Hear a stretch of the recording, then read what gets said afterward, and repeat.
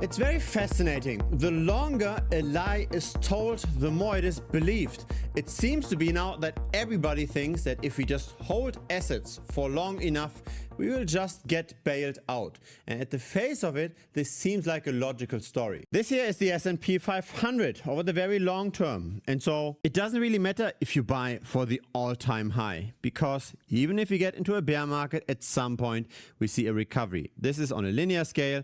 Here's the same chart on a logarithmic scale. And the worst that can happen is that you have to wait for a few years to get your money back. This, for example, is 13 years of a time span. Here's the same chart for gold. Let's switch this to logarithmic. And yes, here it might take a little bit longer. So this is 27 years. But in general, if you just never sell your assets, you will be good over the very long term. And the story is even more amplified for the Bitcoin space. People say when you buy your Bitcoin and you hold it for at least 4 years, you should be in profit. But I also think this is very wrong, and I will show in this video why. Despite this chart here, this is the Bitcoin price over the long term. And yes, in the past, if you held for more than 4 years, you got bailed out. And all you need to do in order to be a winner in the system is to have a longer time horizon.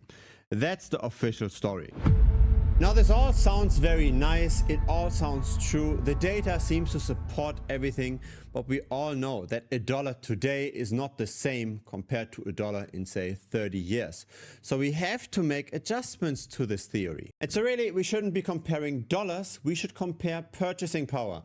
The problem is that once we move from dollars to purchasing power, that it becomes very ambiguous, because some goods over time become cheaper and cheaper. TVs, for example. Other things become more and more expensive over time. Let's say housing. And so the government comes out with a number, the CPI, the Consumer Price Index. It measures what the government thinks is a representative basket of consumer assets. This is a long-term chart. It shows the CPI change year over year, and its average CPI is 3.3% per annum. So this is how much consumer prices go up year over year on average. But again, there are a lot of question marks regarding this approach. The government has an incentive to report very low CPI numbers because that will reduce expenses. And also there's a change in the economy, right? What is a radio compared to, say, a smartphone today? There are changes in consumer behavior. What's really a replacement of another thing? What can be regarded as representative? It's really hard to say. And so there's another measure. This is how much new additional money enters the system. This is USM2, the US money supply, and this is going up by 6.8% per annum, not by 3.3%. Now, how can we get such a big disconnect of 3.5% every single year? This compounds over time. I think there are several reasons. The first reason is that over time, it becomes easier and easier to produce consumer goods. Let's say the technology we had 100 or 200 years ago to produce bread was very different compared to the technology today. It needs much less labor, it needs much less land usage. Things grow quicker because of optimizations. So in the end, the cost of anything consumer related, if it's not restricted in any way, should become cheaper over time because we get smarter over time in producing. And so that could explain those 3.5% difference, right? The 6.8% supply expansion versus the 3.3% CPI reporting. Then we've got on top of that also population growth, which is roughly 1% per annum in the US. Not because of the birth rate, but mainly because of immigration. So we've got the population growing by 1%. We've got productivity gains. So we are losing at least 2.5% or so per annum in consumer goods purchasing power over the long term. And so a dollar 1 year from now is worth much less compared to a dollar today. And so we're really not getting bailed out because holding fiat currency is not a good idea. We can hold anything that doesn't lose its value by 6.8% per annum, right? The monetary debasement.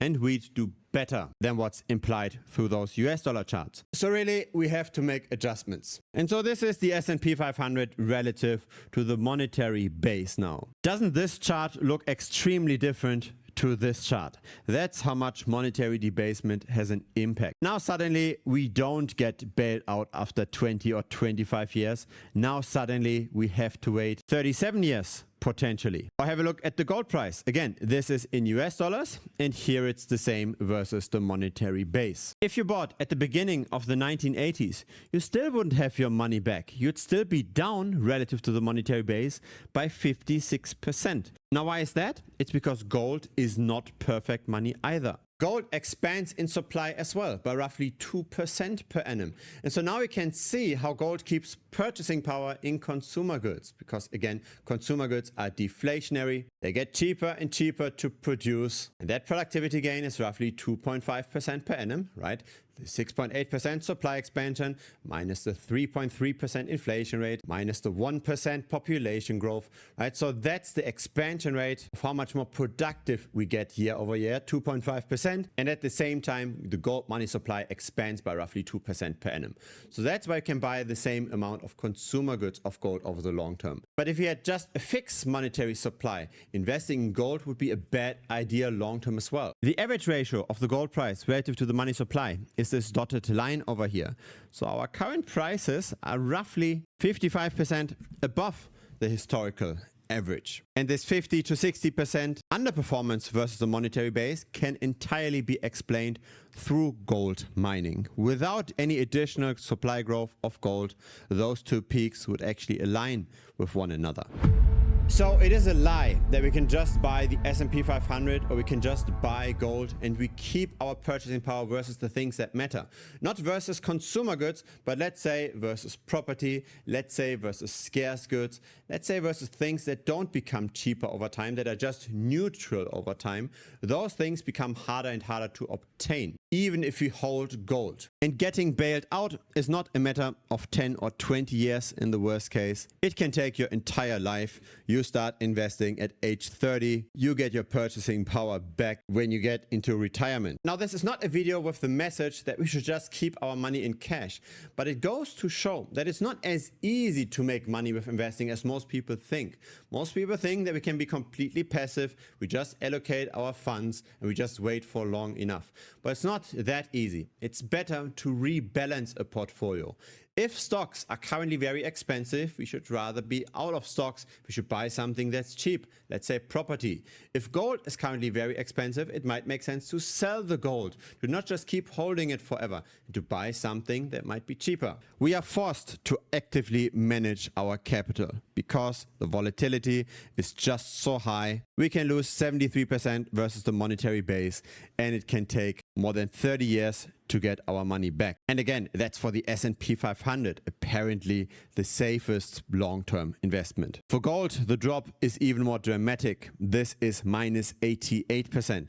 And again, you might never get your purchasing power back during your lifetime. But then there's this argument with Bitcoin, that with Bitcoin, we only have to wait 3 or 4 years until we get our money back if we buy at the all-time high and we've got bad market timing. And again, it seems like the data seems to suggest that this is true. This is Bitcoin relative to the monetary base. And yes, this is less than 4 years. This here is also less than 4 years. And so is this. So what's wrong with this idea? Maybe, after all, Bitcoin is the safest of the investments because it's able to recover the quickest in case we've got wrong market timing. Again, hold on, it's not that easy. These are things most people don't want to tell you, but I'm a fan of being as objective as possible and get into the game with an objective mindset. Even though I do like crypto, even though I made a lot of money with Bitcoin, it doesn't mean that I will always just tell about the good things, that it will go to 200K, 300K, 1 million in the next few years. I'm not just hyping up my favorite asset. I try to shine a light on the negative aspects as well. And if you appreciate this, then feel free, of course, to give this video a like and potentially also subscribe. Have a look at the chart above. This is Bitcoin over the long term. At the bottom, we've got the NASDAQ 100. Now, this here is the COVID crash. Both assets crashed at the exact same time. When we look at the recovery, they both also peaked at very similar points in time. They both bottomed at the same time. They're now going up at the same time.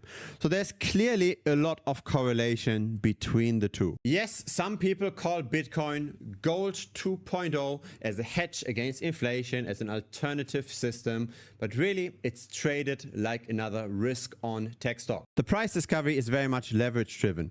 Bitcoin fell by more than 60% during the COVID crash. The Nasdaq 100 during the same time fell only by 30%. Then we had the contraction during Terra Luna and FTX. Bitcoin fell by more than 70%. The Nasdaq 100 fell only by 36%. Then we had the recovery, right? This works in both directions.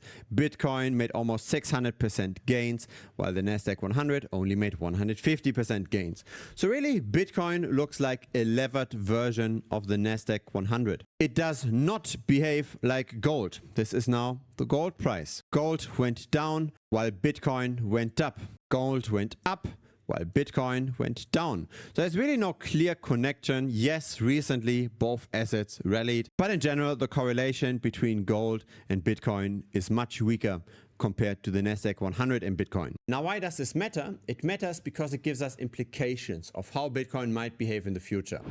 If Bitcoin trades like a risk-on asset, if Bitcoin trades like a tech stock, then if currently tech stocks are very expensive and they might crash, maybe Bitcoin crashes even further. And then maybe the time it takes for tech stocks to recover is a better measure of how long it might take for Bitcoin to recover long term. And here's why. This is the Nasdaq 100 relative to the money supply since the creation of Bitcoin in 2009. And if you had a chart like this, you would say, yes, tech stocks are very, very safe. As in the worst case, you maybe have to wait 1 or 2 years and you will get bailed out. You will see new all-time highs. This is what Bitcoin has been trading in. This is the entire history of Bitcoin's price discovery. But let's zoom out a little bit. This is where Bitcoin was created at the height of the global financial crisis. Now, this tells a very different story. This now tells us that tech stocks can take a very long time until we get the purchasing power back. This is 24 years of data.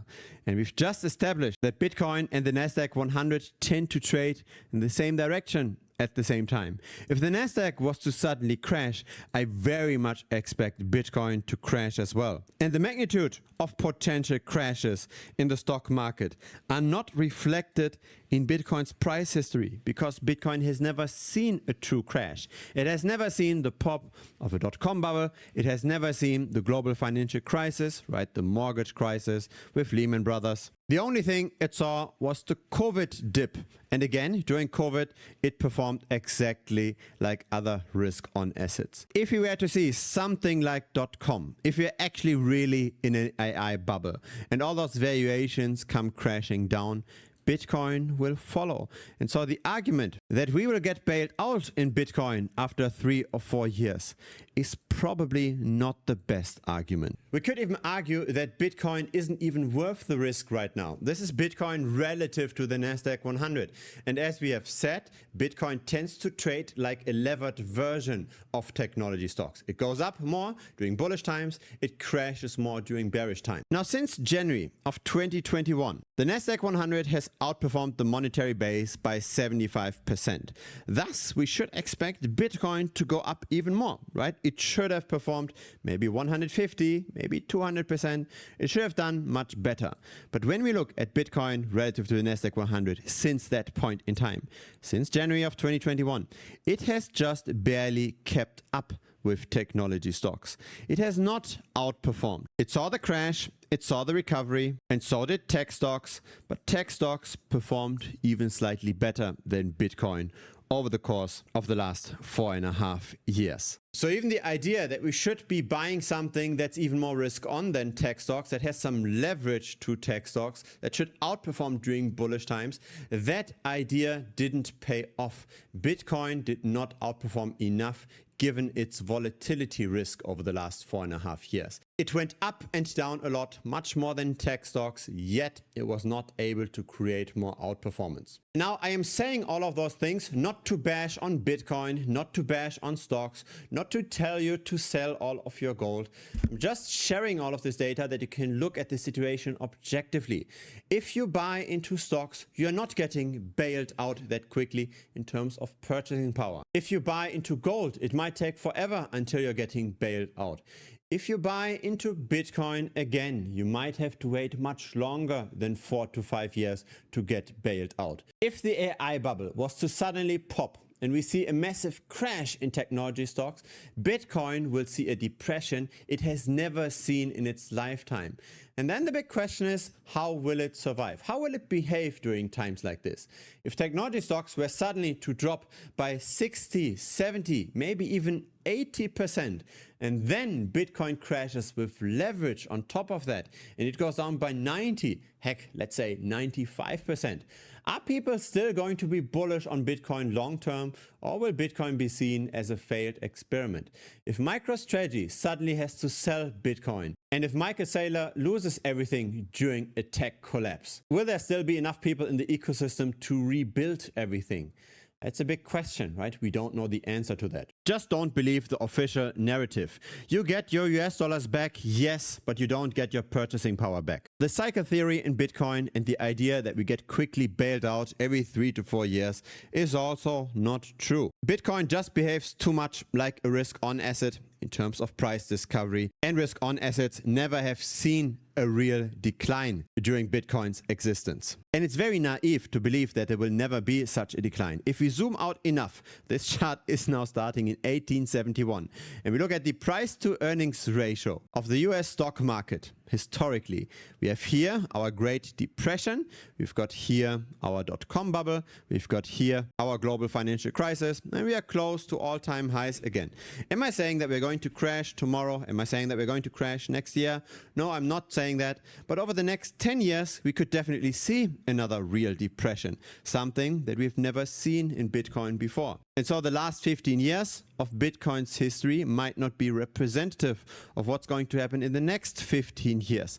It's very likely not representative. Very likely the next 15 years will look much worse compared to what we've seen since the birth of the asset. Now, I'm just stating here the problem, right? I'm not stating a solution. I'm just stating the problem that it's not that easy to make money with investing. It's not that easy to keep our purchasing power. It is no coincidence that even the wealthiest families, they tend to lose their wealth over 2 or 3 generations because, again, it's not that easy to keep holding onto purchasing power. The easy solutions might actually not be the right ones. Just buying an ETF is not going to cut it. Just buying into Bitcoin and hoping for a quick recovery might not cut it. It's much more complex than that. If you've learned something in this video, then feel free to give this a like. It will help the channel grow. It will help spread the word. Feel free to also spread the word directly, right? Send this video to other friends that might comment where I might be right or might be wrong. I'm not pretending that I know everything, but I do think that I've thought about the topic more than the average Joe. If it's the very first time here, if you enjoyed the content, feel free to subscribe as well. I publish videos regularly over here. See you next time. Cheers.